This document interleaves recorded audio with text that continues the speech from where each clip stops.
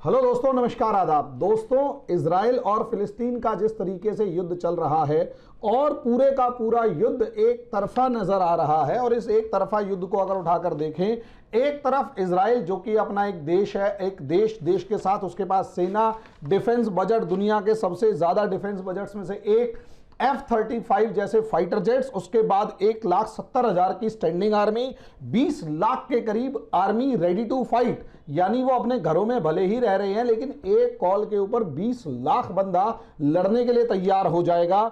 उसके बाद $20.5 मिलियन का डिफेंस बजट, आर्म्स, पूरी दुनिया को आर्म्स एक्सपोर्ट करता है, हथियार, यानी यहां तक कि यूरोप से लेकर अमेरिका तक को इजराइल हथियार एक्सपोर्ट करता है। और इजरायली एयरफोर्स जिसे आप कहें, वहां पर 34,000 के करीब सोल्जर्स हैं और 684 फाइटर जेट्स हैं, 684, और वो भी F-35 लेवल के फाइटर जेट्स। तभी तो आप देखेंगे जिस तरीके से हमास की तरफ से खबरें आ रही हैं या हिजबुल्लाह की तरफ से खबरें आ रही हैं, तो हमास और हिजबुल्लाह क्या कर रहा है, रॉकेट छोड़ रहा है, वो भी हाफली डेवलप्ड या फिर जिसे कहते हैं इनकम्पिटेंट टाइप के, जिसमें से आधे से ज्यादा तो खुद के ही देश में गिर जाते हैं। कुछ इजराइल पहुंच पाते हैं, 100 में से 6 इजराइल पहुंच पाते हैं, और उनमें से भी 6 में से भी 5 को जो आयरन डोम सिस्टम है वो गिरा है, मतलब 50%। 100 अगर छोड़ेंगे तो 50 इजराइल पहुंचेंगे, और उस 50 में से 45 जो हैं, या 50 में से 48-49 तक जो हैं, वो इजराइल का आयरन डोम सिस्टम जो है उन्हें वहीं पे गिरा देता है। तो ऐसी सिचुएशन में आप देखिए कितना एडवांस टेक्नोलॉजी, दुनिया के जो ड्रोन सिस्टम है, दुनिया के बेस्ट ड्रोन्स इजराइल के पास हैं, दुनिया का best anti ballistic missile system, anti missile system, Iron Dome system Israel के पास है। वहीं अगर दूसरी तरफ फिलिस्तीन को उठाकर देखेंगे, इतना बड़ा 70 साल से यह मूवमेंट चल रहा है। सोचकर देखिए, 70 साल से मूवमेंट चल रहा है और फिलिस्तीन वाले यहां पे आके नहीं बसे। इजराइल के जो जूज हैं वो यहां पे आके बसते हैं और पूरे फिलिस्तीन को बिल्कुल निस्तो नाबूद करके पूरे एरिया पे कब्जा कर लेते हैं। आज 12% इलाके पे फिलिस्तीन है, बस 12% इलाके पे फिलिस्तीन है। और किसी टाइम पर यही फिलिस्तीन के नाम पर जो अरब कंट्रीज लड़ रहे थे, वो 55% जमीन इन्होंने यूनाइटेड नेशंस ने 45% जमीन जो है वो इजराइल को है, वो फिलिस्तीनियंस को दे दी थी। फिलिस्तीनियंस ने 100% का क्लेम किया था, और आज के दिन सिर्फ ये डिमांड कर रहे हैं कि भाई हमें 20% ही दे दो। 12% पे हैं, और उसमें भी उन सभी इलाकों के अंदर इजरायली जो क्या नाम है कॉलोनीज हैं वो बसी हुई है, जू कॉलोनीज बसी हुई है। अब ऐसी सिचुएशन में दोस्तों आप खुद सोचकर देखिए फिलिस्तीन की इतनी दुर्गति कैसे। और आज के दिन अगर आप फिलिस्तीन को देखें, यूनाइटेड नेशंस ने 2014 में माना कि ये एक देश है, और अपने रिकॉर्ड में पहली बार माना कि ये एक देश है, और एक ऐसा देश जिसके पास अपनी कोई जमीन नहीं है, अपनी कोई सॉवरेनिटी नहीं है, अपनी कोई आर्मी नहीं है, अपनी कोई इकोनॉमी नहीं है, अपना कोई टैक्सेशन सिस्टम नहीं है, कुछ नहीं है, कुछ भी नहीं है। आर्मी नहीं, नेवी नहीं, जमीन नहीं, इकोनॉमी नहीं। 70 साल से ये लोग कर क्या रहे थे? 70 साल से ये लोग कर क्या रहे थे, सोचकर देखिए। और यहां फिर इजरायलियों की आपको कमी नजर आएगी, कि सॉरी फिलिस्तीनियंस की कमी नजर आएगी कि इनके पास अब सिर्फ और सिर्फ 12% आर्मी के नाम पे कुछ भी नहीं है। कुछ वॉलंटियर्स हैं जो अनट्रेन्ड वॉलंटियर्स हैं, जिनकी ट्रेनिंग भी अच्छे से नहीं हो रखी। कैसे लड़ेंगे, कैसे आप आजादी की लड़ाई लड़ेंगे? तो इसके ऊपर थोड़ा सा देख लेते हैं दोस्तों। यहां आपके सामने जो मैप दिखाई दे रहा है ये इजराइल, और इस इजराइल के इस बॉर्डर को अगर आप लोग देखते हैं तो ये आपका वेस्ट बैंक इसलिए कहा जाता है क्योंकि ये जॉर्डन रिवर का पश्चिमी घाट है, और ये आपका इजराइल ये पूरे का पूरा आ जाता है। यहां अगर मैं डार्क कलर से ये करता हूं तो ये छोटा सा इलाका, ये तो एक गाजा स्ट्रिप है, और यहां पर थोड़े थोड़े डॉट्स की फॉर्म में फिलिस्तीन को ऑर्गेनाइजेशन या फिलिस्तीन जो है उसे कहा जाता है पैलेस्तीन। अब ऐसी सिचुएशन में दोस्तों यहां ये है गाजा, और इन दोनों की अब जो लड़ाई हो रही है वो सिर्फ और सिर्फ 12% इलाका इनके पास बचा है 100% में से। तो सवाल यही है, ये लोग असलियत में 1917 में बेल्फोर डिक्लेरेशन हुआ और इस बेल्फोर डिक्लेरेशन में क्लियर वर्ड्स में कहा गया कि Palestine is the natural home of Jews. तब इन फिलिस्तीनियों को अकल नहीं आई क्या? हालांकि उसके बाद अकल आई, लेकिन दंगे होने शुरू हो गए, लेकिन अपोज नहीं किया, ज्यूज को आने से रोका नहीं। फिलिस्तीनियों ने कभी ज्यूज को आने से रोका नहीं, कभी इन्होंने अपनी आर्मी खड़ी नहीं करी, क्योंकि ये तो ब्रिटिश मैंडेट थे ना, और ब्रिटिश मैंडेट ऑटोमन एम्पायर से निकल के ब्रिटिशों के हाथों में चले गए, और वहां इन्होंने कभी भी किसी लीडर को जन्म नहीं दिया जो वो लीडर इनको थोड़ा सा लीड कर सके, नहीं दिया। नतीजा क्या हुआ? 1948 में जब 1947 में जब यूनाइटेड नेशंस ने इन्हीं फिलिस्तीनियों की पूरी अपनी कंट्री को 55% एरिया उठाकर इजराइल को दे दिया और 45% एरिया उठाकर पैलेस्टीन को दिया, तब मजे की बात यह है कि इन फिलिस्तीनियंस के पास कोई अपनी आर्मी नहीं थी, कोई आर्मी नहीं थी। और वहीं इजराइल जो पहले आया, जो बाद में आया, उनके पास एक well trained, well equipped army थी, वेल ट्रेन्ड आर्मी थी और जबरदस्त लेवल पर आर्मी थी। इतनी जबरदस्त कि जब 1948 के अंदर वॉर होता है, इस 1948 वॉर के अंदर दोस्तों आप ये सोचकर देखिए, यहां से इजिप्ट हमला कर रहा है, इधर से जॉर्डन हमला कर रहा है, लेबनान हमला कर रहा है, सीरिया हमला कर रहा है, सऊदी अरेबिया से लेकर, लीबिया से लेकर, इराक से लेकर, और भी जो आसपास के 6 देश थे, 6 देशों ने, मतलब पूरे 9 से 10 देशों ने इजराइल पर हमला किया। और मजे की बात देखिए, मजे की बात देखिए, इजराइल जो पहले दिन आया, उससे पहले वो लोग पूरी दुनिया में अलग अलग जगह पर थे।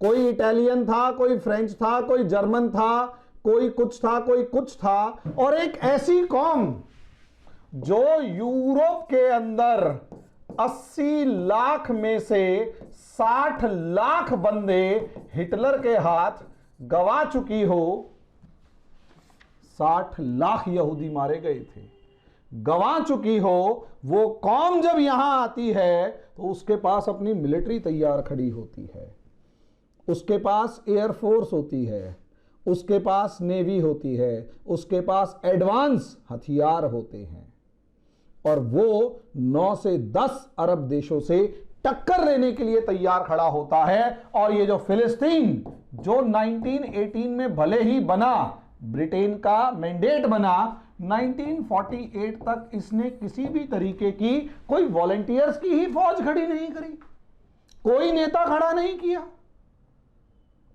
बस भरोसे बैठे हुए हैं पड़ोसियों के। नतीजा क्या हुआ?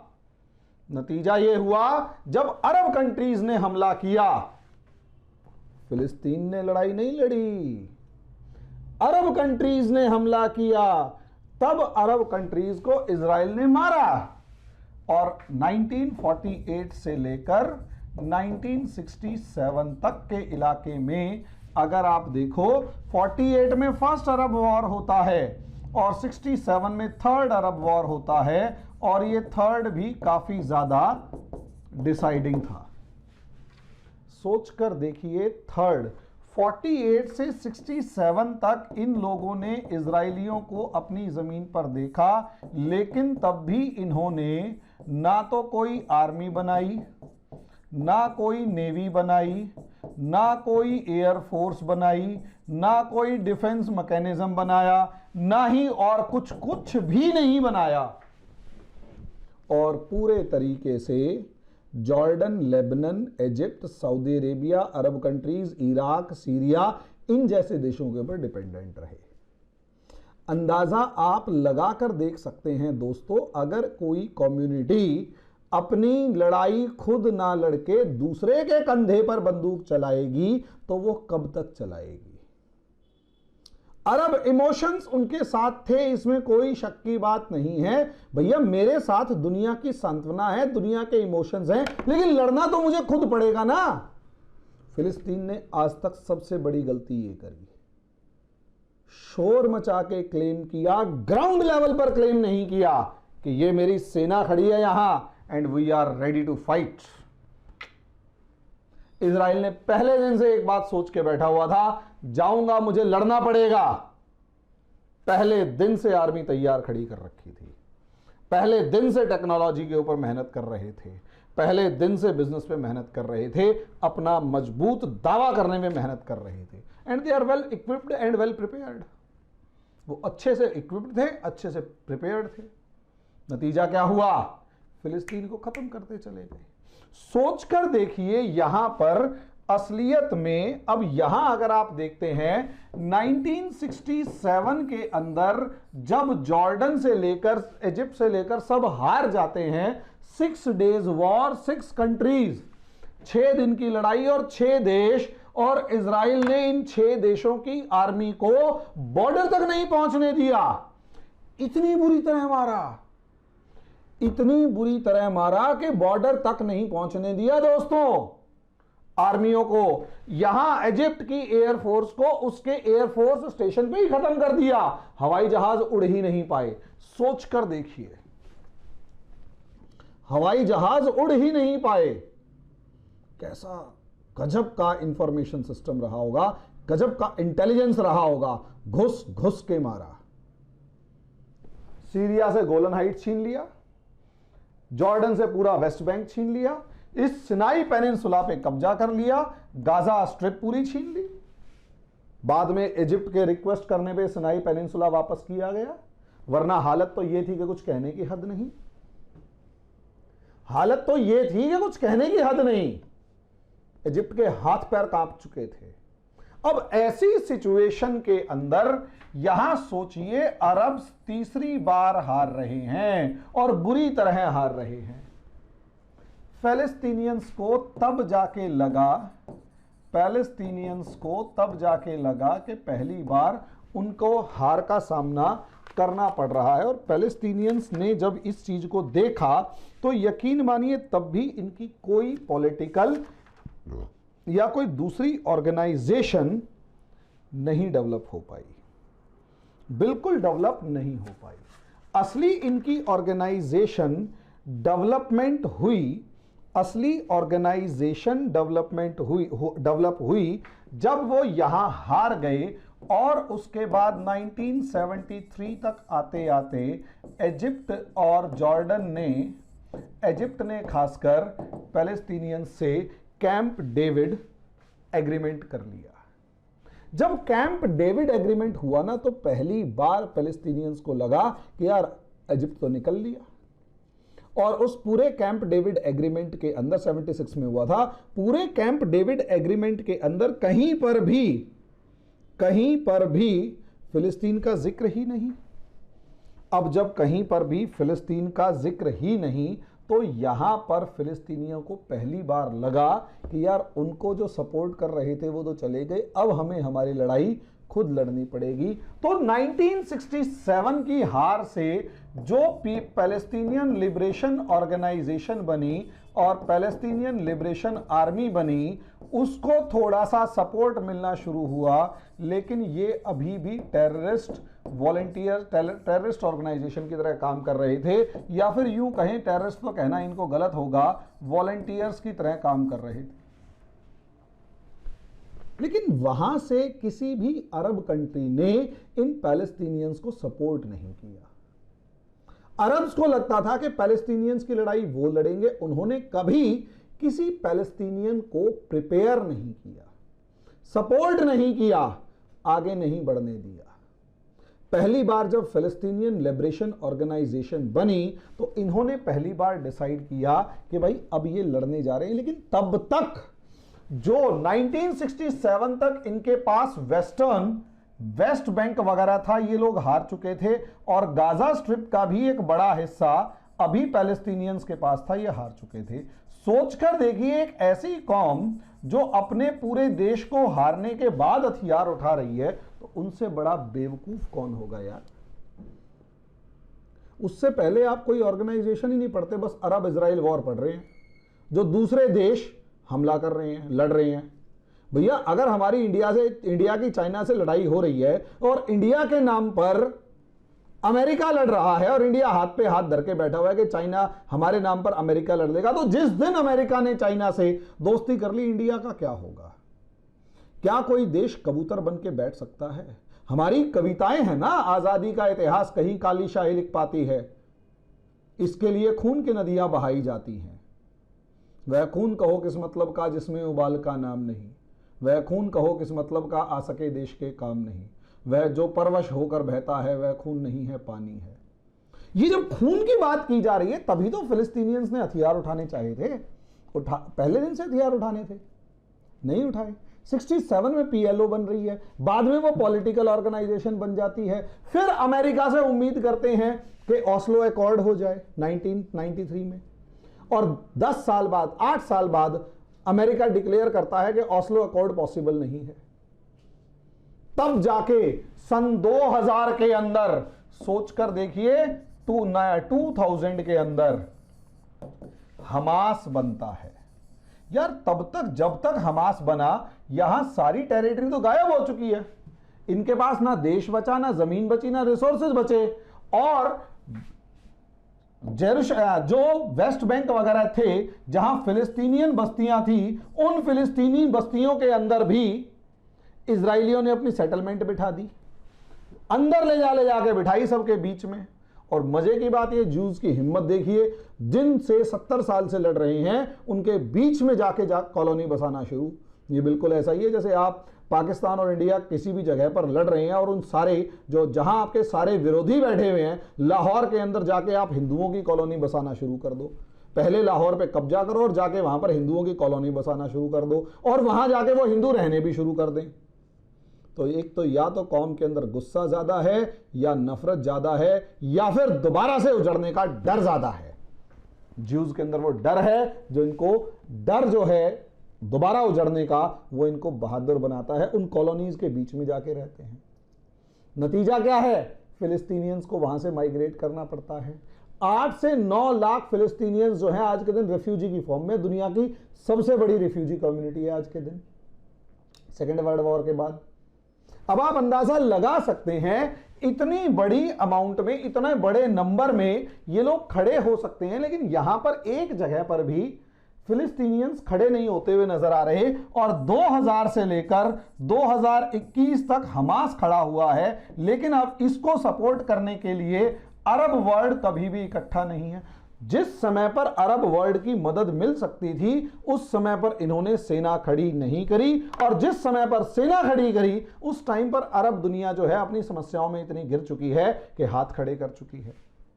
कैसे उम्मीद की जा सकती है इस चीज की कि इस कम्युनिटी को, इस समाज को न्याय मिलेगा? नहीं मिलेगा। ऐसे समाज न्याय ले ही नहीं सकते जिनमें लड़ने का मादा ना हो।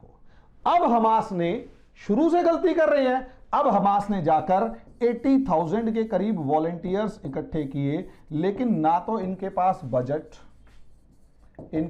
बजट नहीं है, इनके पास ट्रेनिंग नहीं है, इनके पास इंटरनेशनल सपोर्ट नहीं है, यहां तक कि इनके पास इंटरनेशनल सपोर्ट नहीं है, टेक्नोलॉजी नहीं है, वेपन्स नहीं है। इजराइल के कुछ रॉकेट्स को छोड़ दिया जाए जो ये खुद प्रोड्यूस करने की कोशिश करते हैं, और इतनी लो क्वालिटी के हैं कि 80% और 50% रॉकेट इनके खुद के ही एरिया में गिर जाते हैं, और जो बाकी 50% जाते हैं उन्हें आयरन डोम खत्म कर देता है।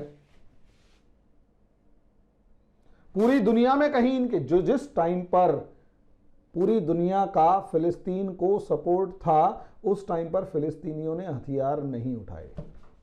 वो अरब कंट्रीज पर डिपेंडेंट रहे, और अरब कंट्रीज अपने इंटरेस्ट को देखते हुए ठीक थे। जब तक इंटरेस्ट पूरे हो रहे थे उसके लिए लड़ रहे थे। जब दिखा कि नहीं लड़ सकते, इजिप्ट ने, जॉर्डन ने, लेबनान ने सरेंडर करना शुरू कर दिया। रही सही कसर अब जो यूएई और बहरीन ने जब सरेंडर कर दिया तो पूरी दुनिया वैसे हिल गई। यानी अब फिलिस्तीनियों का मुद्दा ही खत्म। और मजे की बात, जो अरब कंट्रीज फिलिस्तीनियों के मुद्दे पर लड़ रहे थे इजराइल से, वो सारे के सारे अरब कंट्रीज किसी ने भी हमास को आज तक सपोर्ट नहीं किया। क्यों? क्योंकि हमास के ऊपर आरोप है कि ये ईरान से सपोर्ट ले रहा ईरान से सपोर्ट ले रहा है और ईरान हमारा दुश्मन है। यानी फिलिस्तीन के मुद्दे से बड़ा मुद्दा ईरान का हो गया। और यही एक रीजन है हमास के पास कोई स्टैंडिंग आर्मी नहीं है। वो सामने तक नहीं खड़े हो रहे, टनल सिस्टम में रह रहे होते हैं। और इजराइल कुछ नहीं कर रहा, वो टनल खत्म कर रहा है। इनकी बिल्डिंगों पे भाई उन्होंने रॉकेट छोड़े, इजरायली एयरफोर्स उड़ी और उनके फाइटर जेट्स ने उनकी बिल्डिंगें गिराना शुरू कर दी। जिस तरीके से पूरी टीवी के ऊपर छाया हुआ है कि आज ये बिल्डिंग गिर गई, फिर ये बिल्डिंग गिर गई, फिर ये बिल्डिंग गिर गई, तो आप अंदाजा लगा सकते हैं कितना बुरा हाल रहा होगा। बहुत बुरा हाल है। और यही रीजन है, क्योंकि बहुत बुरा हाल है, इसलिए यही रीजन है दोस्तों यहां पर पूरे का पूरा फिलिस्तीन के मुद्दे को बर्बाद हो जाने का। आज अगर कोई एक दावे के साथ कहता है कि इजराइल को हरा देगा, तो वो एक या तो सपनों की दुनिया में रहने की बात करता है, या फिर हो सकता है उसके पास इतनी बुद्धि नहीं हो कि वो सोच पाए, कि वो कुछ सही से सोच पाए। और यही कारण है फिलिस्तीन की दुर्गति हो रखी है, जीत नहीं पा रहा है। इजराइल उसे नक्शे से मिटाने के ऊपर तुला हुआ है। आप युद्ध के अंदर देख सकते हो, अनइक्वल वॉर है। एक की सेना स्ट्रांग है और दूसरे के पास सेना ही नहीं है। एक दुनिया के सबसे अमीर और ताकतवर देशों में है और दूसरा कोई देश ही नहीं है, और उसके लिए युद्ध हो रहा है। और दुनिया पिटने वाले का साथ भी नहीं दे रही। और फिलिस्तीन के मुद्दे पे दोस्तों ठीक है, इजराइल की अपनी एक सिंपैथी है, लेकिन फिलिस्तीन की भी सिंपैथी है ना। कि मैं पिछले 2000 साल से मेरे दादा परदादा जिस ज़मीन पे खेती कर रहे हैं, जिस नहर के या नदी के पानी को इस्तेमाल करके खेती कर रहे हैं, जिस गांव में रह रहे हैं, वहाँ कोई आके मेरे को कहे कि 2000 साल पहले मेरे दादा परदादा यहाँ रहते, अब मैं रहूँगा, तू भाग जाए यहाँ से और मेरे बच्चों को मार दे, और जब मैं हथियार उठा लूं तो कहे तू तो आतंकवादी है, मारूंगा तुझे। तो यार देखो, आंख बंद करके सपोर्ट करना और आंख बंद करके धर्म देख के विरोध करना भी जाहिलियत से कम नहीं है। मैं यूं नहीं कह रहा फिलिस्तीनियों को सपोर्ट करो, लेकिन मैं यूं भी कह रहा हूं कि इजराइल भी ठीक नहीं है। सोच कर देखो, मेरा ओपिनियन थोड़ा उल्टा है इस मामले में। इंसानियत सबसे बड़ी चीज़ है। माना इजराइल के साथ नाइंसाफ़ी हुई 2000 साल पहले, माना इजराइल के साथ नाइंसाफ़ी हुई हॉलोकॉस्ट की फॉर्म में ज्यूज़ के साथ, मतलब हिटलर के टाइम पे, लेकिन वो इनको सर्टिफिकेट नहीं दे देता या परमिशन नहीं दे देता कि एग्जैक्टली वही सिचुएशंस किसी तीसरी कम्युनिटी के साथ, पैलेस्टीनियंस के साथ डेवलप करें, क्रिएट करें। ठीक है, तो आने वाले टाइम में जैसे भी सिचुएशन होगी उसके बारे में हम बात करते हैं। अभी के लिए इतना ही, धन्यवाद। You can download our app from Play Store for free live demo classes.